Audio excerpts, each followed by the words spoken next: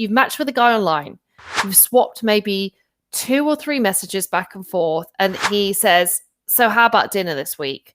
But, before then, your chat has been extremely minimal. He's maybe sent you, he said, hey, how's your weekend going? You respond, and he goes straight in for dinner or another date. Now, on the one hand, that might feel refreshing because you're like, well, thank God I'm just not sitting here talking to this guy for ages and ages and ages. And at least he's, shown some initiative and asked me out on a date. But the pendulum may have swung too far in the other direction there. And you might think, well, why is he asking me out on a date? It doesn't feel like he's properly invested in this interaction with me. It doesn't feel like there's a good reason to ask me out. It feels like he could have been chatting to just about anyone and would have taken that same step. So again, how here do you communicate, buddy, you've got to try a little bit harder before you get some of my time, whilst not, again, sending too much of a negative signal, because actually the fact that he is an initiator and he is proactive is a good thing. Arguably, maybe it's favorable to just chatting to someone. So he's just jumped right into asking you out. What do you do? What's your solution? How do you go about handling this one? Anne says, I suggest a quick coffee to see how we get on. So Anne's suggesting that we go for a low commitment date that isn't hard for you to do, rather than going straight in for dinner or perhaps what he suggests. Kat says, say it's too soon in a playful way, but off to FaceTime soon, but not immediately. Okay, I'm liking where we're going with this, because this is giving something, but not quite giving the level that perhaps he wants. So it's not shutting down communication, but it's making a kind of a lower offer that you feel more comfortable with. Joanne says, yes, would ask we could get to know each other a bit better first through message, but try to keep it light. Okay, so again, playful boundary coming in with Joanne. And Shay says, I usually say I'm not ready to meet yet, but like maybe a virtual chat. So I think some of these suggestions are really good. I would agree. I would say to put a condition on your date. So whether it's a video date or let's talk some more first before we go ahead. As Julie says, chat on the phone first. Doing something which shows, as much as I like that initiative, I actually need to feel like we have established more of a personal connection. And before I would give my time to someone, I would need to see more from you. So an example of how you might want to think about phrasing it. And this is, I guess, how the chat might go. Is he says, hey, nice to see you around here. Have we matched before? I think so, but never met. Maybe drinks this Saturday. So he's gone. It's like that kind of speed of going into the date. So here's some ways that you can do that. The first is just word selection.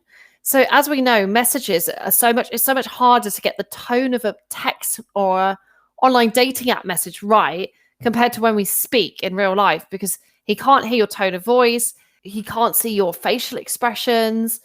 So you want to say something where the languaging is clearly light and playful. So it's still infused with that, I don't care that much about you yet. And it's warm and it's playful and it's fun to engage with. You're also not totally dismissing the idea of the date.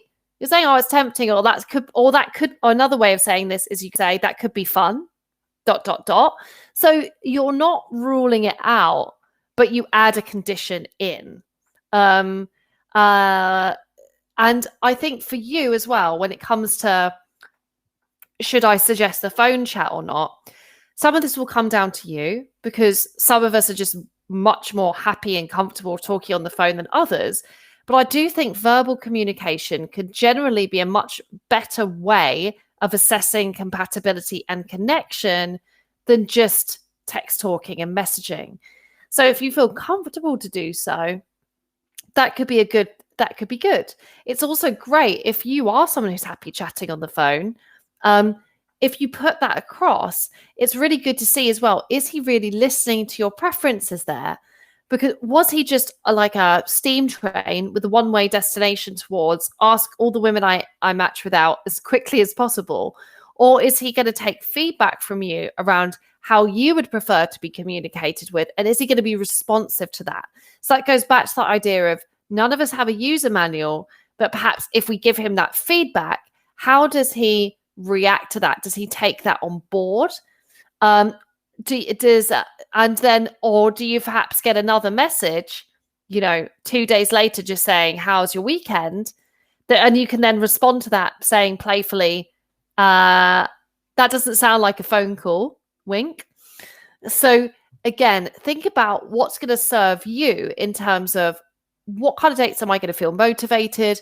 What's going to set me up to make a better decision about who I should give that time in real life to? Because God knows I've been on enough dates in person that have been really dull, that I haven't enjoyed. And I want to make good decisions about who I invest my time with.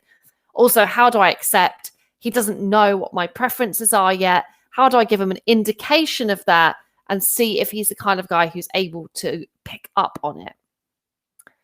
So the next problem is a little bit more existential, but I'd be interested to hear your feedback, which is, how do we deal with that feeling of just being frustrated and kind of bored ourselves with messaging people? So what could you do if you find like you're really struggling? It's like, oh God, opening the app feels like a struggle.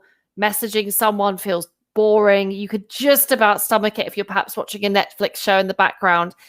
What do you do if you're in that frame of mind where when you're finding dating really tough? So Rebecca says, take a break.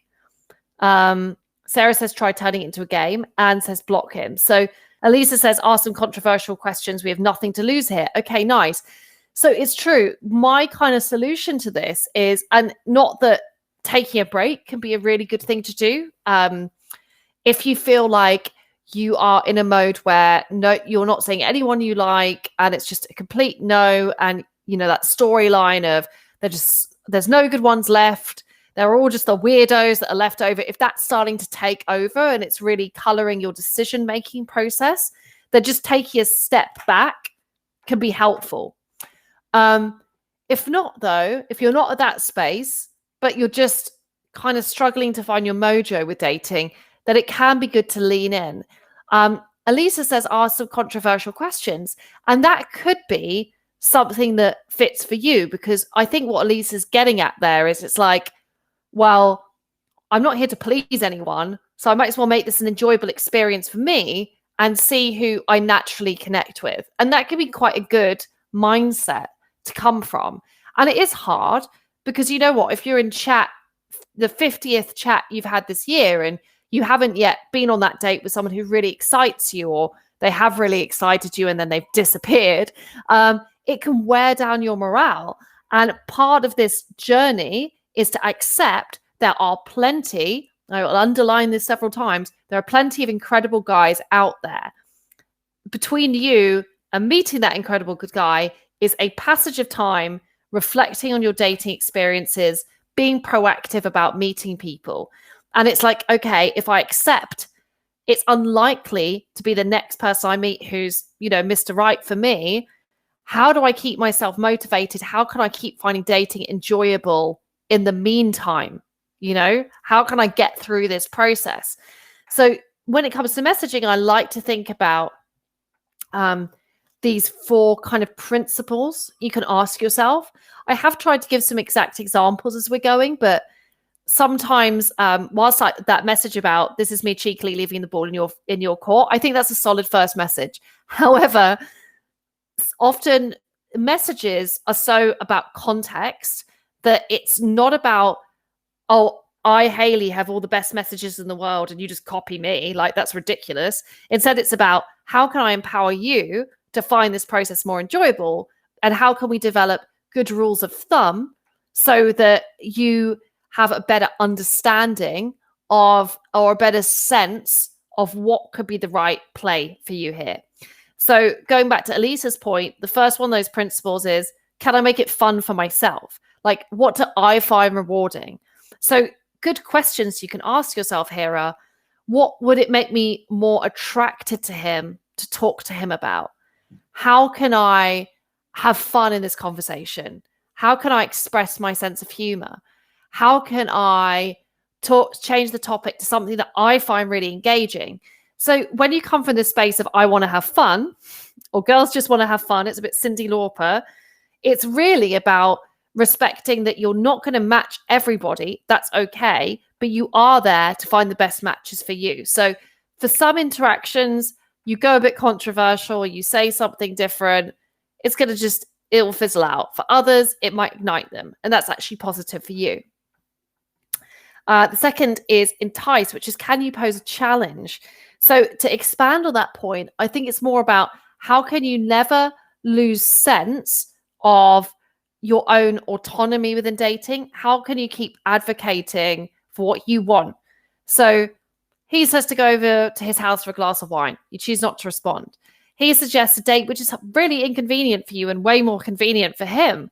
How can you say, I don't travel more than 5 miles for anyone, wink? Is there a way that you can push back on that? He suggests a date which is not something you want to do. Is there a different date that you could go in there and you could be like, that could be fun, but I'm more of a cocktails fan for first dates? Is there a way that you can, I guess, shift this process around and go, here's my user manual, this is what I like, and I'm here to see which guys are really responsive to that. Secondly is effort. Can I match his effort levels? Which is like a simple way of doing this is to think when he writes something to you, you don't need to ask 3 questions back to him. You could just ask 1. That you don't need to keep demonstrating to him how awesome you are by bringing up every topic of conversation. You could just say 1 thing. It's also about just trusting in yourself that you are enough, that you do not need to overgive and get burnt out in the early stages of getting to know someone. So matching his effort levels, whether that's the frequency of how much he contacts you or how much he writes, can be really, really helpful. Likewise, you may also encounter guys who come on a bit warmer than you're used to, and you feel like, oh my gosh, he's messaging me all the time. And rather than perhaps jumping to a negative conclusion around that means, I don't know, that he's just trying to charm you and he's inevitably going to disappear, could you actually also increase your effort levels a little bit if you feel like someone may be putting the effort in more? And also says, I honestly don't know why some chaps, they can be so lazy. Well, you know what? I'm going to hop on a men's webinar in about 30 minutes from now, and I would bet my bottom dollar that they will say that some women can be so lazy. So I think it's just that some people on dating apps can be so lazy, or some people don't match you in terms of what you're prepared to give to a relationship and what kind of relationship style you want. And that's okay, because you're going to develop ways of filtering out the people who are really best matched for you. The D stands for double or nothing. So when you do put a little boundary down, like some of the message examples we've looked at earlier, like this one, what that actually does is it creates something called, I like to call jokingly, as called double or nothing. He's got 2 choices here how he responds to that. He might think, this is too much effort, I'm just going to leave it. Or he might think, all right, I understand what she wants now, I'm going to try harder. And sometimes that can be a really cool principle for messaging, because you also start to think that this isn't about winning out all of these situations. It's about filtering out the people who are going to be best matched for you. If you've liked some of the advice here on messaging, I have actually, for the first time in about a decade, written a full texting ebook. And the good news is it's totally free if you're a member of my club. My club, I know that some of you will already be members, is an online community. We also have a very cool 30 days of dating challenge in there. So it's something that you take and you do 1 challenge every day for 30 days. And it's really about getting your dating motivation back. We also have monthly webinars and socials, and we have over 50 hours of online learning courses in there. So if you're at that stage where you're like, okay, I'm actually going to really, I want to learn about the text messaging thing, but I'm prepared to lean in and make a bit more effort here and actually discover a different dating process for myself, it could be a great place to start. If you're interested in joining after this session ends, you'll be taken to a page where you can join. It's £1 for a week's trial. So And after that, it's £35 a month. So I like to think it's really affordable. And I've made it affordable because I want coaching to be community driven, which is like we help one another. And we help to motivate each other. And it's about actually how can you as an individual become more dedicated to just going, instead of just being like, oh, modern men are terrible, instead taking the opposite tangent of thinking, how can I be more accountable and how can I try harder and to create a different process around this?